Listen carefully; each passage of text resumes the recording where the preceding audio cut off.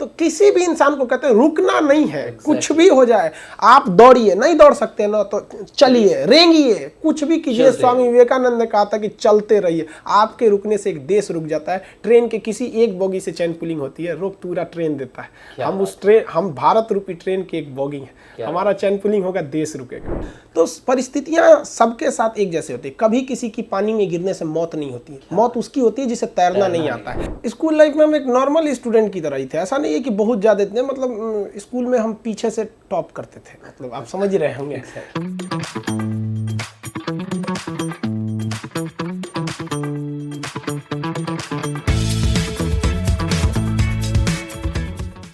नमस्कार, मैं अनुराग दांगी आप सभी का स्वागत करता हूं। आज के हमारे मेहमान हैं खान सर।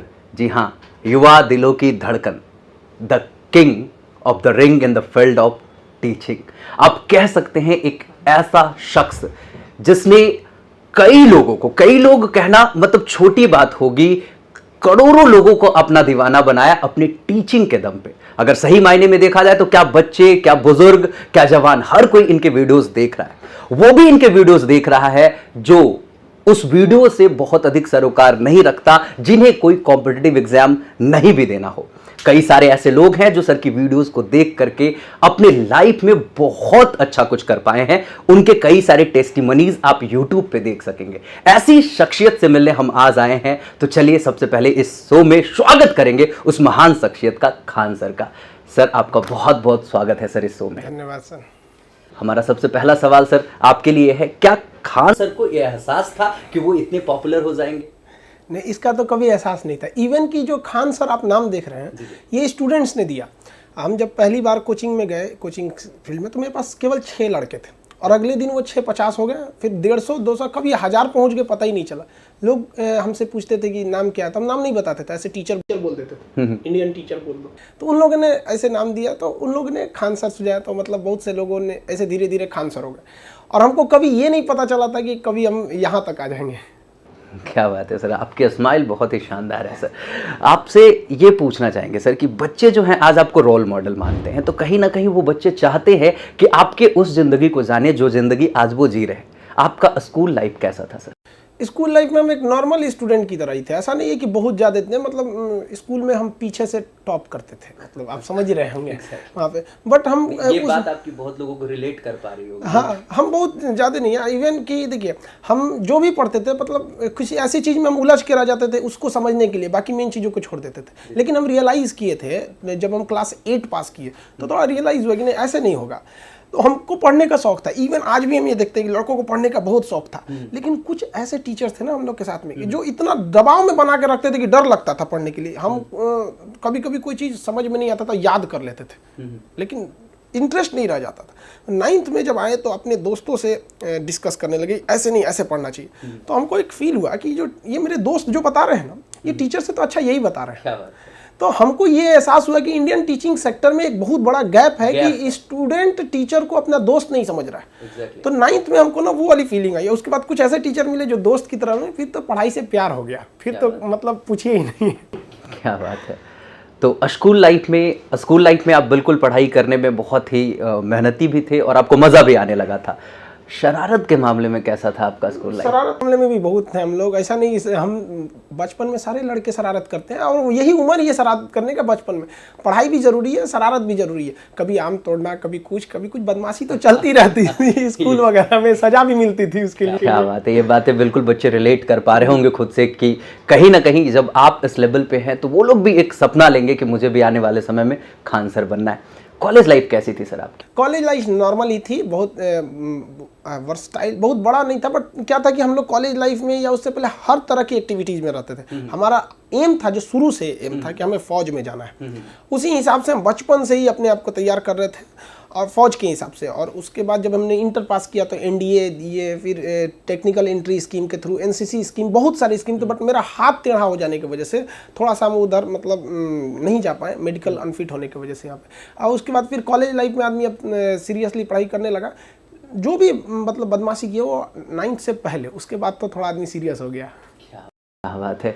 आपने जो अभी बताया कि आपका हाथ थोड़ा टेढ़ा हो गया था तो आप फौज में नहीं जा पाए, हमें लगता है ये जो भी हुआ था शायद अच्छा हुआ था, नहीं तो खान सर शायद नहीं मिल पाते इस देश को। ये स्टूडेंट का भी कहना है कि सर अगर आपका हाथ टेढ़ा नहीं होता तो फिर हम लोग को आप नहीं मिले रहते, लेकिन एक होता है इंसान की ख्वाहिश, मतलब अपनी एक जिंदगी का मकसद। हमने लाइफ में फौज के आगे कुछ सोचा ही नहीं। क्या बात है। मेरे लिए सब कुछ वही था। आज भी अगर देखेंगे तो हमको हर एक हथियार, बंदूक, तोप, टैंक, हर चीज के बारे में एकदम, कभी कभी तो वीडियोस में बताते रहते हैं ना, तो लोग कहते हैं नीचे से, अरे सर दुश्मन भी देख रहा है। हम कहते टेंशन मतलब चाइनीज है, उनका सामान ज्यादा दिन नहीं टिकता है तो हमारी ख्वाहिश तो फौज में ही थी।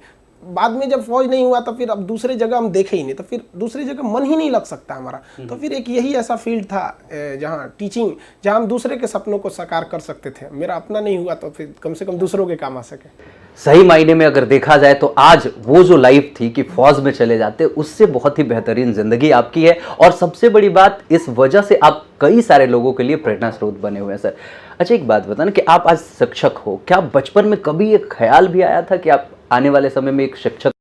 कभी ख्याल नहीं आया था, लेकिन जब हम अपने कुछ टीचर्स को देखते थे जिनके डर से हम सवाल नहीं पूछ पाते थे, तो एक मन में सवाल जरूर आता था कि अगर हम टीचर बनेंगे, अगर हम बनेंगे तो स्टूडेंट्स को इतना फ्रेंडली माहौल देंगे, इतना फ्रेंडली कि मतलब वो अपने दोस्त से पूछने के बजाय हमसे आके पूछेगा, अरे सर बता ना दीजिए ये वाला चीज़। और आज भी हम जब जाते हैं पढ़ाने के लिए तो स्टेज पे चढ़ने से पहले मेरे अंदर यही भावना रहती है कि एक भी लड़के के अंदर डाउट रह गया, अगर उसके अंदर डाउट है इसका मतलब हमारे में कमी है। उसके अंदर डाउट नहीं रहना चाहिए, क्योंकि हमको तो मेरे एप्लीकेशन वगैरह पे सब लेके 13 लाख लड़के पढ़ते हैं। हम वही सोचते हैं कि अगर 13 लाख लड़कों में अगर 1% को भी डाउट हुआ तो हम तो समझा ही नहीं पाएंगे उनको थोड़ा भी। तो इस तरह से एकदम नीचे से लेके एकदम ऊपर तक के बच्चों को समझा। अब पढ़ाने के वक्त में तो हम यही चीज़ ध्यान रखते हैं कि एक मजदूर भी है ना, जो मजदूरी करके आया ना, उसको भी क्वांटम फिजिक्स समझ में आए। क्या बात है। सीरियसली आपके वीडियो से ये लगता भी है, और नो डाउट आपकी वीडियोस को हर कोई देख रहे हैं, बच्चे, बुजुर्ग, जवान, हर कोई देख रहे हैं, एंड दे आर लर्निंग, उससे बहुत सारी चीज़ें सीख भी रहे हैं वो।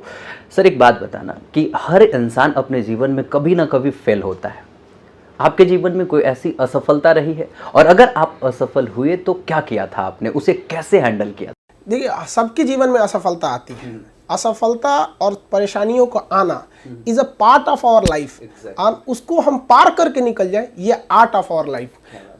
हम तो कभी कभी, जैसे जब हम लोग तैयारी करते थे इंटर में, जब हम लोग पढ़ते थे, तो उस समय जेई मेंस और एडवांस का सिस्टम नहीं था, AIEEE और IIT हुआ करती थी। हम लोग एक एग्जाम में तो हम सोए रह गए थे मतलब उस दिन एग्जाम था मेरा, हम सोए रह गए थे। अब इससे लापरवाही क्या हो सकती है, बहुत ज़्यादा मतलब फ्रस्ट्रेशन हुआ। अब गार्जियन भी तो क्या सोचेंगे कि कैसा लड़का है यहाँ पे। फिर हमने एग्जाम के टाइम पे सोए रह गया। तो ऐसा नहीं कि कोई लड़का अगर पढ़ने में कमज़ोर है या फिर थोड़ा लापरवाही है, लेकिन अगर उसको हमेशा उसको लापरवाही को आदत बना देगा तो फिर कभी कुछ नहीं हो सकती है।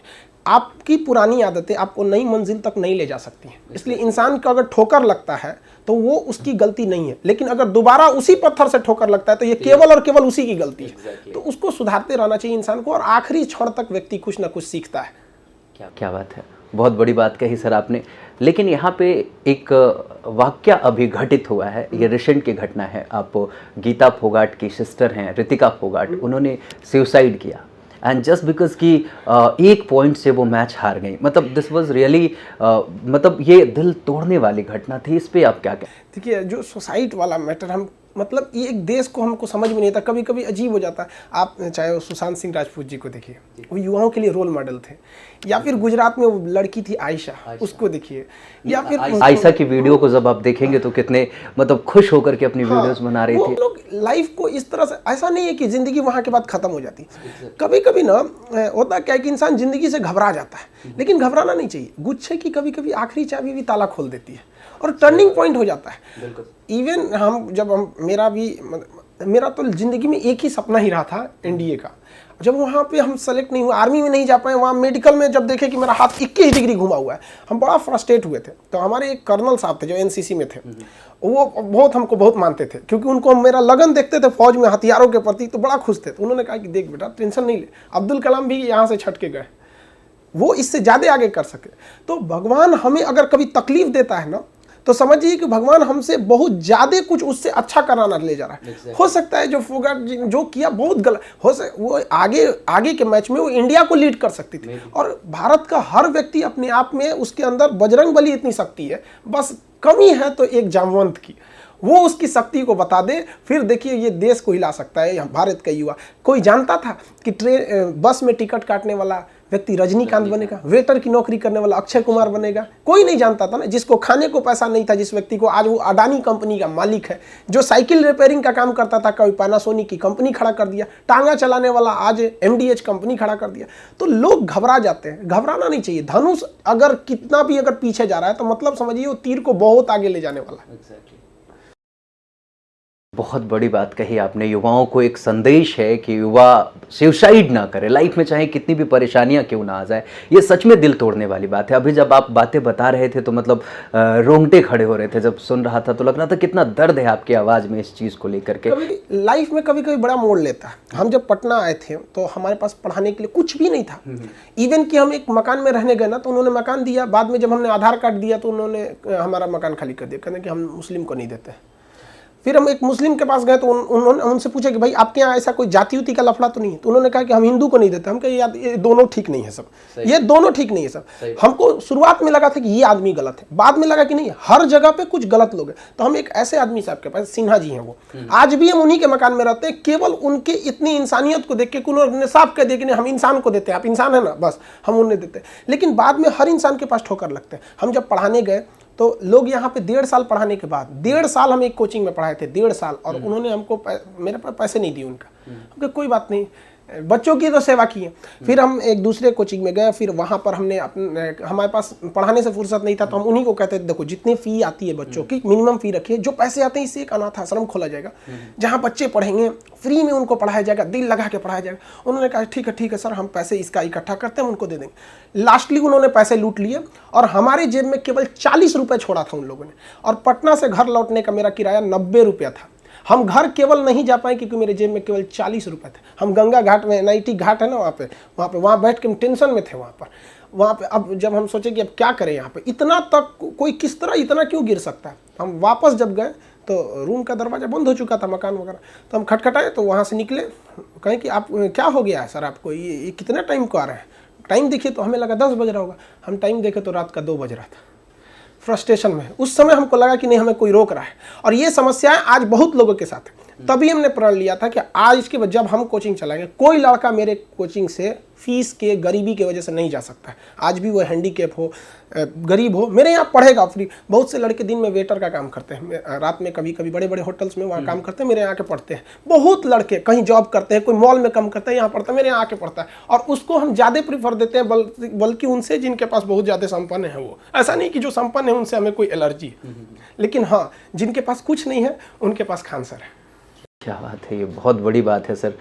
जब यहाँ आ रहे थे तो बहुत सारे लोगों ने हमें पर्सनली सोशल मीडिया हैंडल पे कुछ सवाल भेजे थे। उसमें ये भी था कि खान सर से पूछिएगा कि क्या वहाँ पे गरीब बच्चों को, मेधावी बच्चों को कम पैसे में पढ़ाया जाता है। ये मैसेज उनके लिए होगा, उन बच्चों को पता चलना चाहिए कि हाँ खान सर के पास हर कोई आ सकता है, खान सर हर किसी के हैं।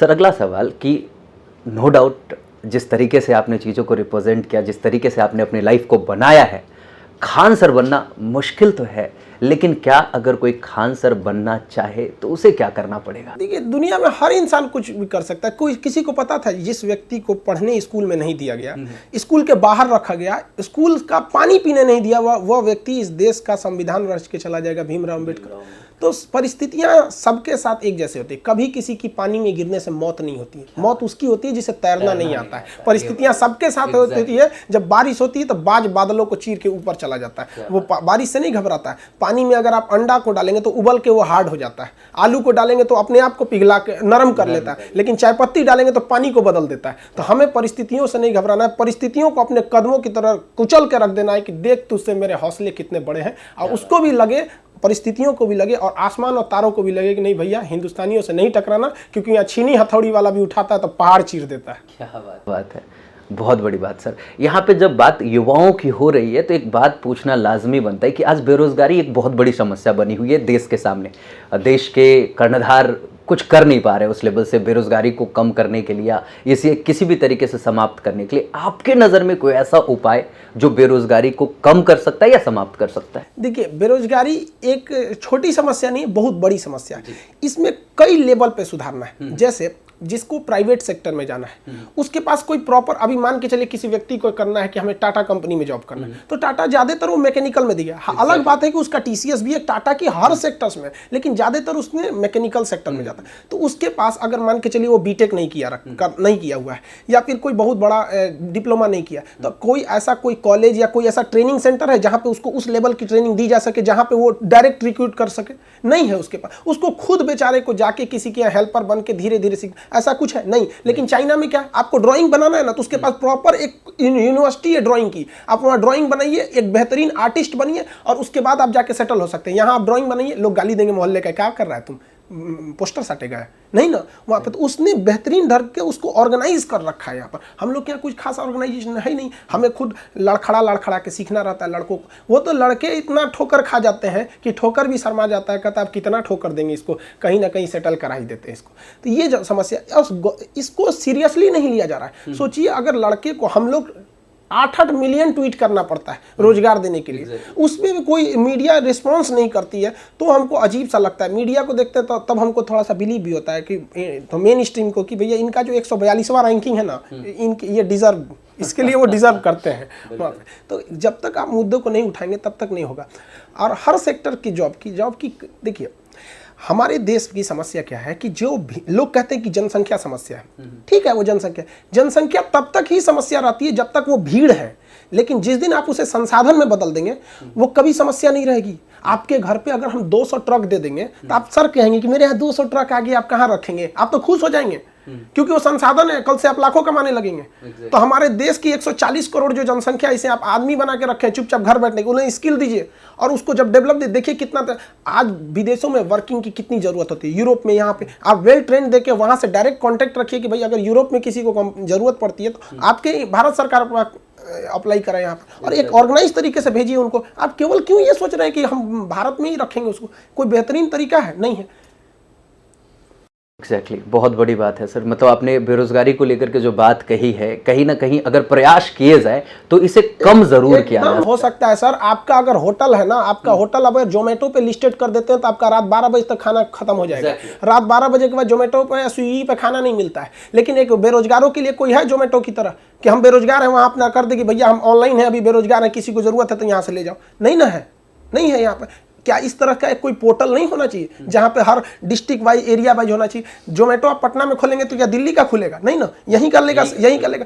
उसी तरह से एक नेशनल प्लेटफॉर्म होना चाहिए कि नहीं, कि हम इस सेक्टर के, हम बढ़ई हैं, कारपेंटर हैं, हम स्टूडेंट हैं, वेटर हैं, ये हैं, आप वहाँ पे एक प्लेटफॉर्म दीजिए। अब उस एरिया का दिखाएगा, वहाँ से जिसको जरूरत होगा वहाँ हायर करेगा। एक पारदर्शिता भी रहेगी, कोई इसमें कोई ब्लैक वाला काम भी नहीं हो सकता है। बिल्कुल सी बात है सर। जैसा हम देख पाते हैं कि आप कहीं ना कहीं जनरल कॉम्पिटिशन्स के बच्चों को टारगेट करके जो अपनी वीडियोस बनाते हैं या क्लासेस देते हैं, तो वो मैथ्स, रीजनिंग, जीएस और इंग्लिश पे बहुत ही अधिक फोकस्ड होते हैं। लेकिन आज के दौर में जिस तरीके के स्किल की डिमांड है, उस तरीके के स्किल की जो ट्रेनिंग है वो शायद नहीं मिल पा रही है। इसके बारे में आप देखिए, जो हम लोग का सेक्टर है वो गवर्नमेंट जॉब के लिए है। ऐसा नहीं है कि आप गवर्नमेंट जॉब को नकार देते हैं। अगर गवर्नमेंट कह दे कि हम गवर्नमेंट जॉब नहीं दे सकते, लड़का वो भी छोड़ देगा पढ़ना। आप उसको कह के रखे ना कि तुम ये सिलेबस मैथ, रीजनिंग, इंग्लिश पढ़ के आओगे, तो हम तुमको, आपने उसको उम्मीद दे रखा है, उम्मीद देंगे तो करेगा ही करेगा। वहां पे क्यों नहीं कर? आप जब मना कर दिए कि हम कल से एसएससी नहीं रखेंगे, तो आप सबसे पहले एसएससी में जो अधिकारी बैठे हैं, जो एसएससी के चीफ हैं, उनको हटा दीजिए। लड़के भी नहीं मांगेंगे हमें, आप उनको बैठा के मिठाई खिलाइएगा, एसी में रूम रहेगा उनका, लड़का यहाँ पे धूप में चिल्लाएगा हमारा रिजल्ट दो। ऐसा नहीं हो सकता है। जो लड़के प्राइवेट में जाना था जाते, कोई रोकता तो नहीं है उन्हें। नहीं, लड़के क्या कहते हैं कि हमको घर से उठा के नौकरी दीजिए? नहीं, लड़का कहता है कि प्रॉपर आप पारदर्शिता लाइए कि आपकी कितनी सीटें खाली हैं। सीट खाली रहने से बेरोजगारी तो बढ़ती है, करप्शन भी बढ़ता है। एक व्यक्ति के ऊपर 4 आदमी का बोझ डालेंगे, काम करेगा? नहीं कर सकता है ना, तो करप्शन भी बढ़ेगा और लेट होगा। और जब कोई चीज लेट होती है तो लोग पैसा निकालते हैं जेब से, लो ना 500 मेरा करा दो पहले, और वहीं से रिश्वत चालू होती है। तो हर चीज अगर प्रॉपर रहेगा तो कोई क्यों रिश्वत देगा? आपका आधार कार्ड 2 दिन में सही हो जाएगा, आप रिश्वत देंगे? नहीं। लेकिन वहां 10 आदमी की जरूरत है, 1 आदमी काम कर रहा है, आपको इमरजेंसी में जरूरत है, आप पैसा देते हैं, वो आगे उसका लत बढ़ता है। एग्जैक्टली। अच्छा, एक बात बताइए सर कि ये जो सरकार ये पारदर्शिता नहीं ला पा रही है, वो रिजल्ट की बात हो या वैकेंसीज की बात हो, तो क्या सच में सरकार असक्षम है या फिर वो लाना नहीं चाह रही? सीरियस किसी चीज को लीजिएगा तो कोई चीज असक्षम नहीं हो सकती है। किस देखिए गवर्नमेंट किस चीज पर सीरियस है ये चीज को डिपेंड किया जाता है। गवर्नमेंट सीरियस थी डोकालाम को लेके, गवर्नमेंट सीरियस थी गलवान घाटी को लेके, क्या हटाया कि नहीं? चाइना हट गया। तो क्या चाइना को सुधारने से ज्यादा मुश्किल आपको एसएससी और रेलवे को सुधारना लगता है? गजब बात है। आप सीरियस किस चीज को लेते हैं? सीरियस लेंगे हर चीज हो जाएगा। आप सीरियस ही नहीं, 8 मिलियन ट्वीट के बाद नेशनल मीडिया पे खबर नहीं बनती है।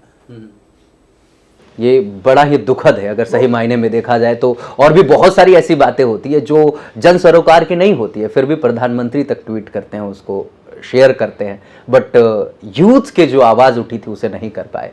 खैर, बिहार की अगर बात करें तो बिहार अभी धीरे धीरे कहीं ना कहीं बदल रहा है। इस विकास को आप किस तरीके से देखते हैं, या ये और किस कदर विकास कर सकता है? बिहार में कई तरह की समस्या है। एक नेचुरल समस्या, जैसे एक और बाढ़ देख लीजिए, कहीं सूखा देख लीजिए। तब एक ही बिहार ऐसा नहीं है बहुत बड़ा राज्य है, area wise normal medium size का, तो एक और सूखा है, एक और भयानक बाढ़ है। दूसरा यहाँ लचर व्यवस्था इतनी जबरदस्त है कि एक चीज यहाँ समस्या क्या है कि बिहार में लोग ना आवाज नहीं उठा पाते। मुखिया गलत कर रहा है, दिख रहा है गलत कर रहा है, गलत है, ये बिहार की समस्या नहीं, ओवरऑल ऑल ओवर इंडिया की, वो आवाज ही नहीं उठा पाता। ये गलत है मतलब गलत है। सरकारी स्कूल में टीचर है, स्वेटर बीन रहे हैं, पढ़ा रहे हैं, आपका स्वेटर बीनने के लिए घर है, चले जाइए वहाँ पे। सही बात। ये गलत चीज है ना। सबसे जरूरी चीज है शिक्षा।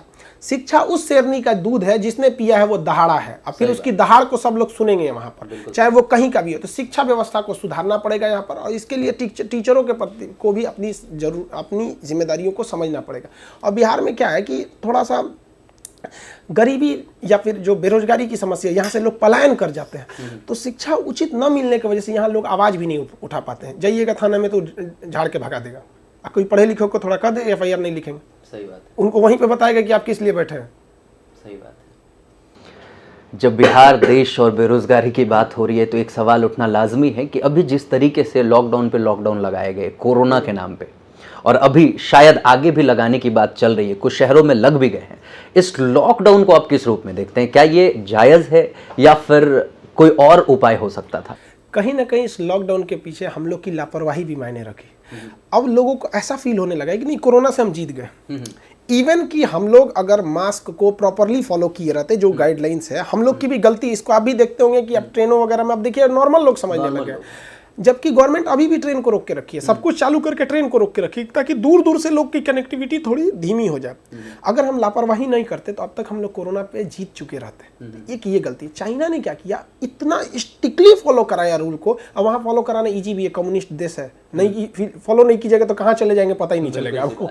तो एक ये है। दूसरा, लॉकडाउन के पीछे समस्या ये है कि जॉब्स जो जाने लगे थे ना, ये एक बहुत दुखद घटना थी। इसको, और ये अचानक हुआ था कि कोई ना गवर्नमेंट प्लान कर पाई ना कोई कॉर्पोरेट प्लान कर पाई, लेकिन धीरे धीरे अर्थव्यवस्था अब अपने पटरी पर आ रही है। लॉकडाउन में नो डाउट बहुतों के जॉब गए, और ऐसे ऐसे लोग भी सर हमसे मिले हैं जिनकी सैलरी लगभग 3 लाख रुपए मंथली थी और अचानक से जीरो पे आ गए थे। वैसे लोगों के बारे में कुछ राय आपकी, मतलब क्या अभी वो करे? मतलब चीज़ें तो सब कुछ लगभग समाप्ति के कगार पे, बहुत सारी चीज़ें समाप्त हो चुकी है, लॉकडाउन के बाद का जो लाइफ है बिल्कुल बदल चुका है, उन लोगों के लिए क्या सलाह है? देखिए, हम सबको एक ही बात कहना चाहते हैं कि जिंदगी में आप रुकिए मत। रुक गए तो ये आप समझिए कि वो जिंदगी का अंत होता है। लुढ़कते हुए पत्थर पे कभी काई नहीं लगती है, और कितना भी बेहतरीन संगमरमर ले आके रख दीजिए उस पर काई लग जाएगी। तो रुकना नहीं चाहिए। हम अपनी एक बात बताएं, जिस दिन जनता कर्फ्यू लगा था और हमको लग गया कि नहीं अब लॉकडाउन होने वाला है, तो हम उस दिन से लड़कों का क्लास यूट्यूब पर लेना चालू कर दिए, और मार्च में लिए, अप्रैल में लिए, लेते गए यहाँ पे। और देखिए कि मेरा सारा चीज़ तो पटना में रह गया था, हम तो गाँव पे रह गए थे। तो अब हम क्या करें, वहाँ पे लॉकडाउन में तो आ भी नहीं सकते थे। अप्रैल मई का लॉकडाउन इतना स्ट्रिक्ट था जैसे लगता था कि हम बॉर्डर के एलओसी पे बैठे हुए हैं। तो हम ट्रक के ड्राइवर से कहें कि भैया हमको लेते चलो तुम पटना, तो ट्रक ड्राइवर के खलासी को हम अपने घर रोक दिए, उसका हम कंडक्टर बन के आए थे ट्रक के ड्राइवर को। और रास्ते में थक गया तो हम चला के आए थे कि भाई तो हाँ वही। और अपने क्लास में आके बोर्ड, माइक, कैमरा, ये सब चीज़ उठा के ले गए, लोड किए, और वहाँ से कंटिन्यू चलाते रह गए। तो ऐसे भी हमने लॉकडाउन में बहुत से लोगों को देखा। एक आदमी को हमने यूट्यूब पे देखे थे, नाम नहीं याद हमें, उन्हें, दिल्ली में थे वो, होटल में मैनेजर के पोस्ट पे थे। लॉकडाउन के बाद जब जॉब चला गया तो वो एक बड़े से जगह पे आके अपना एक फैमिली रेस्टोरेंट टाइप का छोटा सा खोल लिया, मतलब स्ट्रीट पर ही खोल लिया, और अच्छा से मतलब वो थोड़ा सा रन करने लगे थे। तो किसी भी इंसान को कहते हैं रुकना नहीं है, कुछ भी हो जाए, आप दौड़िए, नहीं दौड़ सकते ना तो चलिए, रेंगिए, कुछ भी कीजिए। स्वामी विवेकानंद ने कहा था कि चलते रहिए। आपके रुकने से एक देश रुक जाता है। ट्रेन के किसी एक बोगी से चैन पुलिंग होती है, रोक पूरा ट्रेन देता है। हम भारत रूपी ट्रेन की एक बोगी है, हमारा चैन पुलिंग होगा, देश रुकेगा। क्या बात है, बहुत बड़ी बात कही सर आपने। अब आगे एक और सवाल है सर आपके लिए कि जब आपकी पहली वीडियो वायरल हुई थी, मतलब नो डाउट ये लॉकडाउन को अगर हम सही मायने में देखें आपके लिए, तो ये आपके लिए चुनौतीपूर्ण नहीं रहा, इसे आपने अवसर में बदला। लोगों को भी यही चाहिए कि परेशानियां आए, परिस्थितियां बुरी हो जाए, तो वैसी स्थितियों में वो कहीं ना कहीं रास्ता तलाशे। आपने रास्ता तलाशा और आपने एक एग्जाम्पल भी दिया कि उन्होंने भी एक रास्ता तलाशा। उस दरमियान जब आप वीडियोस बना रहे थे तो नो डाउट पहली ही वीडियो तो वायरल नहीं हुई होगी। जब पहली वीडियो वायरल हुई आपकी, जब पता चला आपको कि वीडियो इतनी वायरल हो गई, उस वक्त आपको कैसा लगा और आप उस वक्त कर क्या रहे? हमको काफ़ी खुशी फील हुई थी जब वायरल हुआ था। तो देखिए होता क्या था, जब हम वीडियोस बनाते थे तो क्लासरूम में मेरे पास हर एक चीज़ें रहती थी। वेल कैमरा रहता था और पढ़ाने के लिए हर चीज़ के इंस्ट्रूमेंट रहते थे, एलईडी पैनल था, जो चीज़ हम चाहे दिखा सकते थे। लॉकडाउन अचानक लगा ना, तो हम घर गए, मेरे पास कुछ नहीं था, हमारे पास लाइट तक नहीं थी, हम आगे टॉर्च जला के वीडियो बनाते थे। और हमारा जो चैनल चालू हुआ था 2019 में हुआ था, और 8 वीडियो हमने बस 2019 में बनाए थे। कुछ लोगों ने, जैसे हम सरस्वती पूजा बड़ा धूमधाम से मनाते हैं, अब चाहे वो शिवरात्रि हो तो बहुत अच्छा से हम भी मनाते हैं, तो कुछ लोगों को इस बात पर एतराज़ था। तो 2019 में ना लोगों ने हमारे ऊपर बम्बार्डमेंट कर दिया, उड़ा दिया मेरा कोचिंग, ब्लास्ट, हाँ, बम धड़ाधड़ बम लगने लगा। और जब हम ये बात यूट्यूब पर आके बताए तो लोगों ने हमें धमकी दिया कि आप अपना यूट्यूब से वो बम्बार्डमेंट वाला वीडियो हटाइए, वरना आप समझिएगा। हमें अपने चैनल से यूट्यूब के वीडियो हटाना पड़ा 2019 में। और उन्होंने कहा कि आपको हम दोबारा यूट्यूब पे नहीं देखना चाहते, हम कोई वीडियो नहीं बनाए। जब लॉकडाउन में घर चले गए तो हम कहीं नहीं, अब कुछ भी हो जाएगा, आपको बनाना ही है।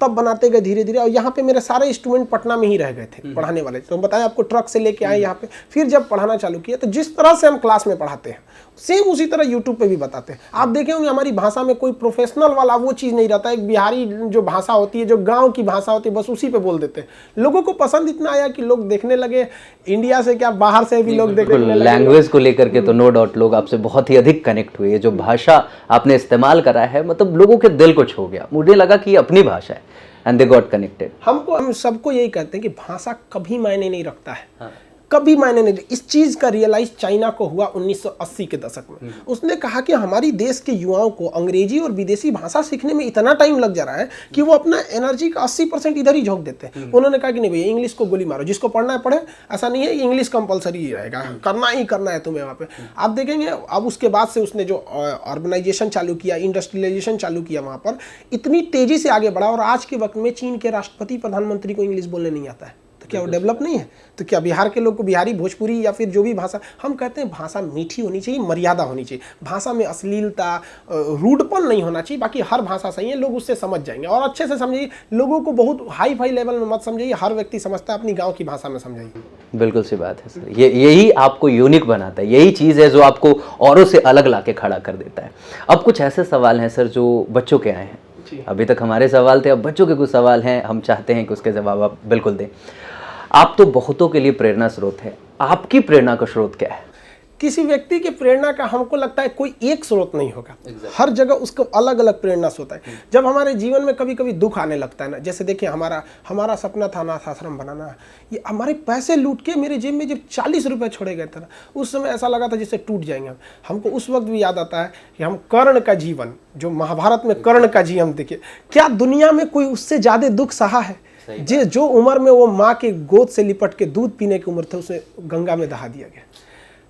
सूत पुत्र कहलाता रहा, कवच कुंडल तक उतार लिया गया। मृत सैया पे जब आखिरी वक्त भी लेटा था तो उससे भी भगवान ने सोने की दांत तोड़ के मंगवा लिया। जीवन कोई उससे जो बड़ा दुख सहा है नहीं सह सकता। तो वहाँ थोड़ी सी प्रेरणा मिली कि भाई जब यहाँ तक होने के बाद, उस समय भगवान साक्षात पृथ्वी पर थे, उनके समय जब ऐसा हो सकता था तो क्यों नहीं। तभी हमें लगा कि नहीं, आज भी तो लोग कर्ण दुख देहला है तो उसको लोग श्रद्धा से नाम लेते हैं। सही बात, आज भी लोग उसे कर्ण हारा नहीं हराया गया है, अर्जुन जीते नहीं जिताए गए। जिस रथ पर तीनों लोग के मालिक बैठे हों, उस रथ को अगर कर्ण अपने बाण से 2 कदम पीछे ढकेल देता है तो उसे आप योद्धा नहीं कहें।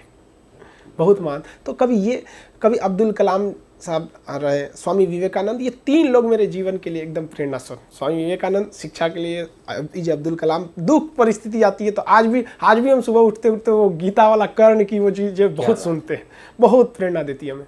क्या बात है, बहुत खूब सर।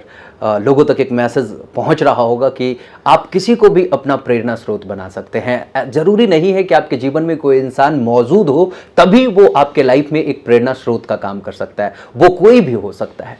नो डाउट, एक बहुत बड़ी बात कही सर आपने। एक सवाल है बच्चों का कि आपके ऊपर मीम्स बनते हैं बहुत सारा, और बहुत सारे मीम्स के चैनल्स बन चुके हैं, बहुत सारे छोटे छोटे चैनल्स बना के अच्छी खासी कमाई भी कर रहे हैं लोग। खैर ये अलग बात है। बात ये है कि जब वो मीम्स आप तक पहुंचते हैं तो आपको कैसा लगता है? मीम्स देख के हमको थोड़ा सा अजीब टाइप का लगता है। मतलब कुछ लोग कुछ ऐसे लोग हैं जो केवल मीम्स ही देखे थे, और जब मीम्स देखने के बाद वो मेरे ओरिजिनल चैनल पे आते तो कहते अरे ये तो सर है, पढ़ाते हैं यहाँ पे। तो जिन लोगों ने केवल मीम्स देखा उन्हें लगता है कि मतलब हम कोई कॉमेडी करते हैं, बट आप खुद से जरा सोचिए, एक बच्चे को 3 घंटा पढ़ाना है, 3 घंटा अगर आप उससे सीरियसली पढ़ाते रहेंगे वो पढ़ पाएगा? नहीं पढ़ पाएगा। 1-2 घंटे की मूवी में इमोशंस होते हैं, गाने होते हैं, कॉमेडी होता है, सब तब ना वो पढ़ता है। तो बच्चों को भी हम 3 घंटा पढ़ाएंगे तो कैसे पढ़ाएंगे? तो थोड़ा बहुत हंसी मजाक तो जोड़ेंगे।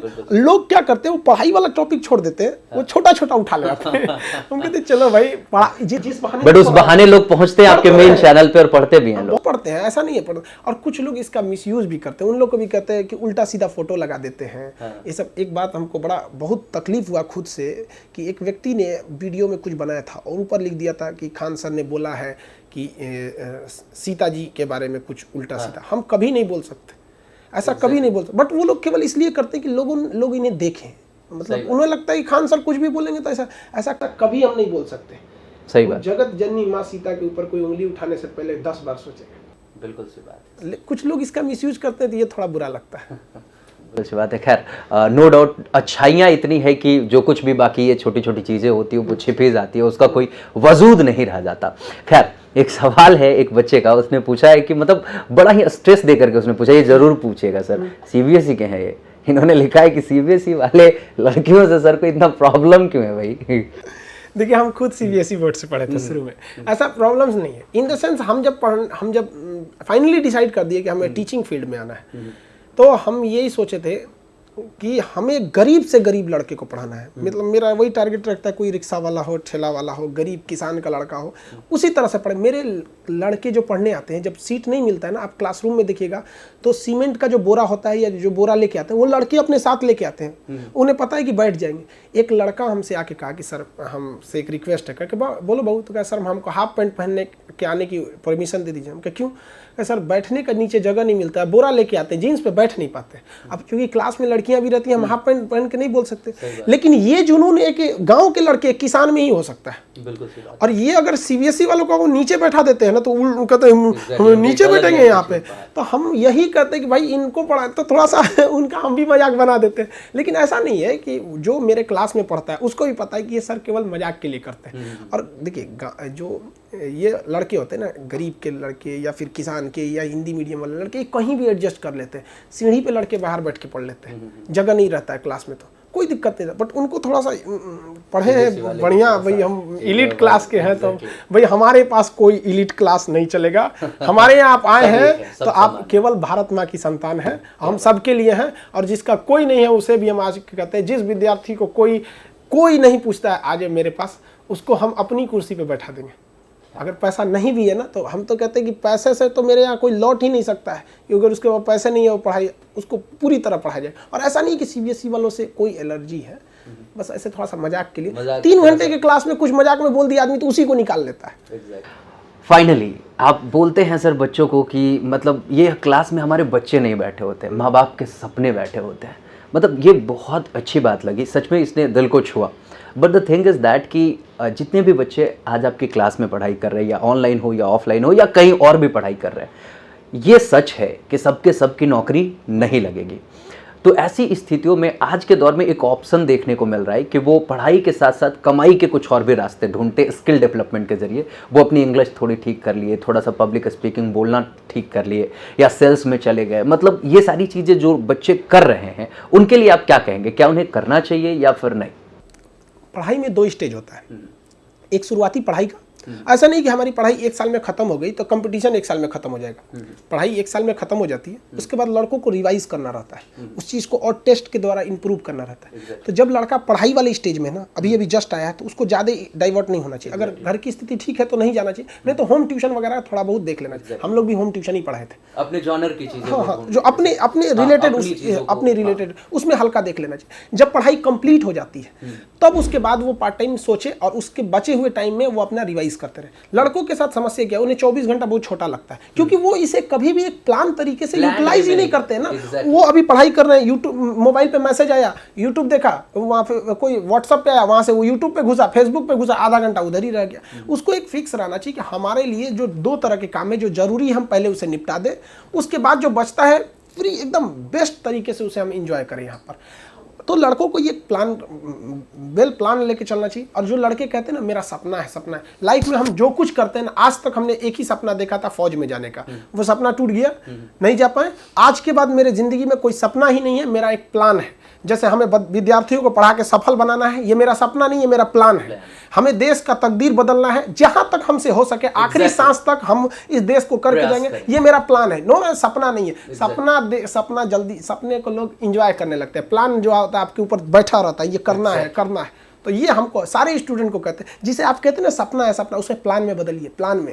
मैक्सिमम लोग यही फेल होते हैं, लोग सपने बड़े देखते हैं बट उसको प्लानिंग में कन्वर्ट नहीं कर पाते, और कुछ लोग तो प्लानिंग में कन्वर्ट करते हैं बट एग्जीक्यूट नहीं कर पाते, एक्शन नहीं ले पाते। उन लोगों के लिए क्या कहेंगे? प्रोक्रेस्टिनेट करते रहते हैं, टालते रहते हैं। इस सारे लोगों को कहते हैं कि कोई भी व्यक्ति सेल्फ असेसिनेट कर सकता है। जैसे मान के चलिए हमने कोई प्लान बनाया कि 1 साल बाद हमको ये हो जाना है, तो उस 1 साल का जो टारगेट है उसका कुछ हिस्सा एक हर वीक का भी होना चाहिए कि इस वीक में ये काम इतना हो जाना चाहिए। अगर फर्स्ट या सेकंड वीक में अगर वो टारगेट नहीं पूरा हो पाता है, चुपचाप लिख लीजिए हम सक्सेस नहीं होने वाले।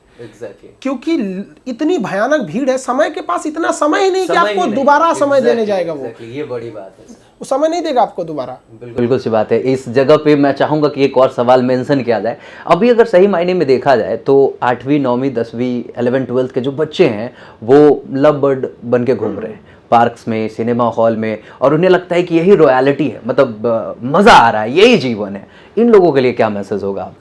एक तो ये हम लोग का जब एज था तो उस समय मोबाइल, व्हाट्सएप, फेसबुक नहीं थे, ये सब काफ़ी टफ हुआ करता था। हम लोग के वक्त में जब ये लव वगैरह वाला था तो हम लोग जब छोटे थे लोग तो हम लोग के सर बोलते थे यार ये तो यूपीएससी से भी टफ है लेकिन अब के लड़कों को देखते तो उनको नहीं लगता। तो हम लोग का एक दौर अलग था, बहुत सारी रिस्ट्रिक्शंस थी, आप कहीं जाके बात नहीं कर सकते थे कहीं। आजकल तो बहुत ज़्यादा छूट हो गया है, तो इसमें थोड़े से लड़के बिगड़ रहे हैं। हर चीज़ का एक एज होता है। लड़का जो 10th में है, जिसके पिताजी अगर पैसा देना बंद कर दें तो वो 1 कप चाय नहीं पी सकता है, वो अपनी गर्लफ्रेंड को बोलता है कि तुम्हें तारों की दुनिया में ले जाएंगे। अरे तुमको वो टेम्पू में नहीं बैठा पाएगा अपने पैसा से, और लड़की भी उसको सच मान लेती है, अरे तो मारो तुम लोग यहाँ पर। अगर जिस दिन अपनी रॉयलिटी देखनी है, अपनी औकात देखनी है, बहुत कड़ा वर्ड का यूज कर रहे हैं, अपनी औकात देखनी है, तो अपने पिताजी का पैसा इस्तेमाल करना छोड़ दीजिए। शाम तक आपको अपनी औकात समझ में आ जाएगी। आप अपना पेट नहीं पाल सकते हैं, प्यार करने निकले हैं। शाहजहां ने भी ताजमहल बनवाया था तो खुद के पैसे से। बिल्कुल सी बात है, बिल्कुल सी बात है सर। बहुत बड़ी बात कही सर आपने, और जितनी भी बातें आपने कही सच में लोगों को इंस्पायर करने के लिए काफ़ी है। आपके ऐसे भी जो भी वीडियोस आते हैं वो लोगों को बहुत ही प्रेरित करते हैं, और ये वीडियो नो डाउट आपकी इस वीडियो को पाकर बहुत खुश होंगे। हम चाहेंगे कि फाइनली अगर कुछ मैसेज देना चाहते हैं इस देशवासियों को तो सर अंत में। बाकी देशवासियों से सबसे यही कहना चाहेंगे कि भाई आप इस देश हमारे कंधों पे चल रहा है, एक भी रुकेगा तो देश लड़खड़ा जाएगा, इसलिए रुकना नहीं है। इस देश को जहां से है, आप बढ़ई हैं, लोहार हैं, शिक्षक हैं, डॉक्टर हैं, इस देश की सेवा करते रहिए, निरंतर करते रहिए। आप ही से देश बनता है। हम यही चाहेंगे कि हमारा देश वही सोने की चिड़िया हो सके। अभी की तरह ऐसा ना हो कि हमारा देश बेवकूफ़ों का कबूतर खाना बन जाए, सोने की चिड़िया वापस हम उसे पा सके। क्या बात है, बहुत बड़ी बात कही सर आपने। चैनल की तरफ से एक छोटा सा तोहफा है सर आपके लिए।